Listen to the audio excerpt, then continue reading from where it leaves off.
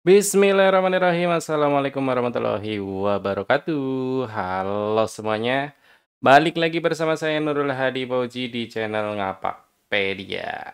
Oke, tadi saya upload video tentang cara perbaikan ijazah setelah ijazah terbit ya. Kali ini kita akan membahas video yang lepas dari e-ijazah dulu, oke? Karena ada pekerjaan lain yang menunggu para operator tentunya ya, oke.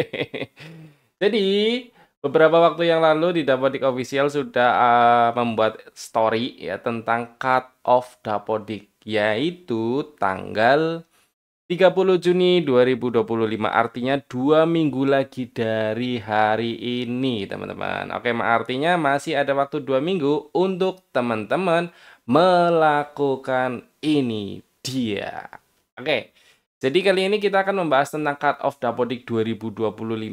Terus pertanyaannya pasti gini, Bang, sebelum cut off kita ngapain sih? Oke, kayak gitu kan ya? Oke, jadi saya jelaskan beberapa hal yang teman-teman harus kerjakan atau boleh sunnah dikerjakan atau tidak harus dikerjakan gitu ya terkait cut off Dapodik 2025. Tapi sebelum itu teman-teman harus pahami dulu arti cut off itu apa sih Bang gitu kan ya. Jadi cut off Dapodik itu adalah waktu terakhir untuk melakukan pendataan dan perubahan di Dapodik semester ini gitu teman-teman. Jadi terakhir, waktu terakhir tuh, hari terakhir, waktu terakhir gitu ya. Kemudian setelah cut off, maka karena ini cut off Dapodik ya tentunya maka Dapodik versi sekarang tidak bisa digunakan lagi untuk pendataan. Nah, pendataan seperti apa sih Bang? Oke, kita akan bahas di dalam video ini yaitu pertama tentang dampak cut off ya setelah cut off itu seperti apa. Kemudian hal yang harus dikerjakan, nah ini yang paling banyak ditanyakan yang harus dikerjakan apa sih Bang sebelum cut off gitu ya. Kemudian nanti tak buatkan ringkasannya dan yang terakhir catatan pentingnya.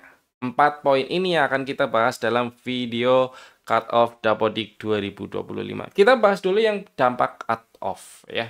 Jadi dampak cut off Dapodik yang pertama jelas aplikasinya tidak dapat digunakan lagi ya, sudah tidak dapat digunakan pokoknya mau diapa-apakan tidak bisa lagi. Tidak bisa lagi dalam artian perubahan yang kalian lakukan itu tidak bisa masuk ke server gitu ya. Kalau cuma buka dan lain sebagainya dikerjakan secara offline itu bisa, tapi untuk disinkronisasi dan memasukkan perubahan itu tidak bisa gitu. Kemudian tidak bisa sinkronisasi dan tarik data. Yang selanjutnya jelas tidak bisa mutasi masuk atau keluar, baik siswa maupun PTK. Makanya kalau ada yang mau mutasi, lebih baik sekarang atau nanti sekalian setelah Dapodik rilis. Gitu ya. Kalau belum rilis atau setelah cut off, ya nggak bisa. Gitu teman-teman. Kemudian dampak selanjutnya yaitu tidak bisa lagi melakukan perubahan apapun terkait Dapodik. Misal perubahan rombel, perubahan guru, perubahan mapel, perubahan kelasnya, perubahan sarpras, dan lain sebagainya. Pokoknya kalian lakukan perubahan apapun di Dapodik itu tidak bisa masuk ke server pusat. Ya, karena tadi nomor 2, tidak bisa tidak bisa sinkronisasi ya. Dan yang terakhir adalah data sekolah, siswa, dan gurunya itu kekunci, teman-teman. Kita lanjut, itu dampak cut off dari Dapodik. Nah, yang harus dikerjakan, ini dia. Ya. Jadi sebenarnya poin pentingnya ada di data siswa, data PTK, data Sarpas, dan data keuangan. Itu yang teman-teman setidaknya perhatikan. Yang pertama terkait data siswa, ya jelas nih yang paling penting. Siswa tingkat akhir harus sudah di rombel yang sesuai, artinya di rombel kelas akhir ya. Karena nanti biar terbawa lulus otomatis ya. Karena kalau tidak berada di rombel akhir nanti tidak terbawa lulus otomatis malah di e-ijazah sudah dikerjakan ijazahnya tapi siswanya di Dapodik nggak lulus kan aneh gitu ya. Nah itu yang penting siswa kelas akhir sudah berada di rombel yang sesuai. Kemudian Yang kedua, memastikan jumlah siswa di Dapodik sama dengan realnya dan sesuai rombelnya. Misalnya begini nih, di Dapodik saya nih, ya, jumlahnya seluruhnya 101, betul nggak? Oh iya betul. Kalau misalnya, loh, aslinya 102, berarti kalian harus cari satu. Siapa nih yang belum masuk Dapodik? Gitu. Kemudian jumlah rombelnya, pastikan, oh iya betul ada 4 rombel. Walaupun ruang kelas saya ada 6, tapi rombelnya cuma 4. Yang 2 itu memang kosong rombelnya. Gitu teman-teman ya.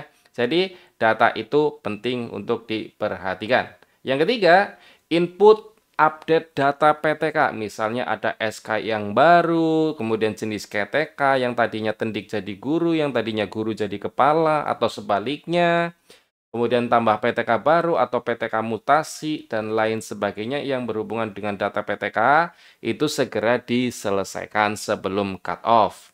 Yang keempat, nah ini yang paling penting yaitu input pembelajaran untuk seluruh PTK agar kasus PPG guru yang tidak aktif tidak terjadi lagi. Kemarin kan waktu pendaftaran PPG itu banyak yang itu ya, status PPG-nya itu tidak aktif, silang merah, di semester ini silang merah gitu ya. Karena ini teman-teman, karena di rombel, di reguler, sini rombel, reguler, kemudian saya contohkan, nah pilih rombel di pembelajarannya ya.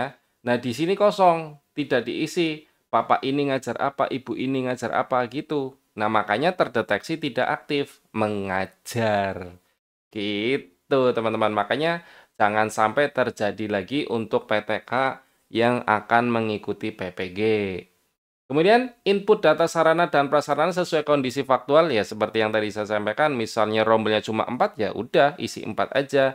Misalnya nggak punya perpus ya udah diisi nggak punya perpus. Itu intinya sesuai fakta aja ya teman-teman ya untuk terkait Sarpras. Dan yang selanjutnya, selesaikan BKU di Arkas sampai Juni. Ini kenapa saya perlu sampaikan, karena saya sekaligus bendahara Arkas juga, jadi mengerjakan ini juga. Makanya teman-teman buat yang satu pekerjaan dengan saya, ya ayo kita selesaikan BKU-nya sampai bulan Juni. Kalau yang cuma operator, ya sampaikan ke bendaharanya ya, agar menyampaikan bahwa BKU-nya harus diselesaikan sampai bulan Juni, agar nanti dana bos tahap 2-nya bisa cepat turun. Yang selanjutnya adalah usulan PIP, sudah diinput untuk seluruh siswa. Nah, untuk yang tidak tahu cara mengusulkan PIP, itu nanti search ada di YouTube, ya, cara usulan PIP Ngapakpedia, gitu nanti ada. Karena di atas bulan Juni nanti akan muncul PIP untuk kelas selain kelas akhir. Kalau SMK ya berarti untuk kelas 10 dan kelas 11, kalau SMP berarti untuk kelas 7, kelas 8, kalau SD berarti dari kelas 1 sampai kelas 5. Itu nanti di atas bulan Juni akan muncul. Makanya segera diusulkan ya. Kemudian yang terakhir jelas, yaitu sinkronisasi. Percuma kalian melakukan perubahan ini tapi tidak disinkronisasi. Maka sebaiknya teman-teman wajib banget sinkronisasi. Nah, kalau teman-teman ngeh, ini ada yang ditebal-tebalkan, artinya yang tebel ini yang prioritas, teman-teman. Yang tebel ini yang prioritas siswa tingkat akhir, input pembelajaran, selesaikan PAKU, dan sinkronisasi. Ini prioritas buat teman-teman kerjakan. Kalau yang ini ya sebaiknya dikerjakan, tapi kalau tidak ada ya enggak masalah gitu ya. Dan yang paling penting nih teman-teman, yang harus dikerjakan dan paling penting, ya jelas follow Ngapakpedia di seluruh saluran WA, TikTok, dan juga YouTube Ngapakpedia. Ini penting. Kenapa penting ya? Karena kami Ngapakpedia sering berbagi informasi terkait dunia kerja operator sekolah ya. Buat yang belum tahu, Ngapakpedia itu fokus ke konten-konten dapodik dan pekerjaan operator sekolah gitu ya. Dan yang selanjutnya yaitu bahasan tentang ringkasannya. Oke, intinya ya teman-teman, intinya adalah cut off dapodik itu momentum penting. Jadi pastikan seluruh data yang berkaitan dengan dapodik itu sudah terupdate, teman-teman. Harus diupdate. Apa yang diupdate? Ya tadi yang sudah saya sampaikan di awal ya, data siswa, data guru, data Sarpras, data keuangannya gitu ya. Nah, karena kita selalu mengupdate, maka dengan mengikuti prosedur yang benar, maka mutu satuan pendidikan Anda terjaga dengan baik sehingga tidak terjadi banyak kesalahan. Misalnya, siswa saya hilang dari Dapodik, siswa saya belum masuk Dapodik dan lain sebagainya. Pokoknya kalau teman-teman mengikuti prosedur dengan baik itu memudahkan pekerjaan teman-teman semuanya ya. Kemudian catatan pentingnya yang tadi ingin saya sampaikan berkaitan dengan cut off Dapodik ya. Yang pertama, ada atau tidak ada perubahan di Dapodik, sebaiknya minimal teman-teman sinkronisasi 1 kali sebelum 30 Juni 2025. Ini wajib ya, sebaiknya disinkronisasi ada atau tidak ada perubahan.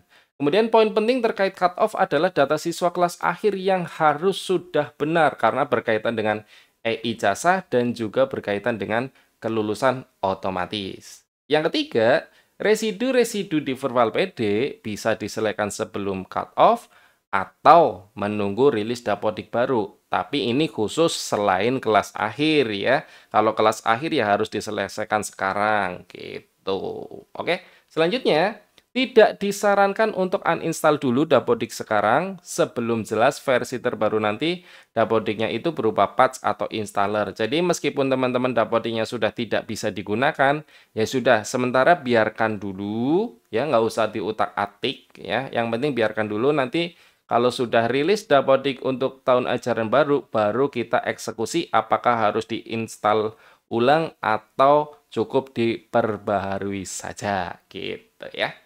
Dan catatan penting yang terakhir yaitu tambah murid baru belum bisa dilakukan karena beberapa operator menanyakan, "Bang, udah bisa tambah siswa baru belum?" Ya belum ya, karena kan siswa baru untuk tahun ajaran baru.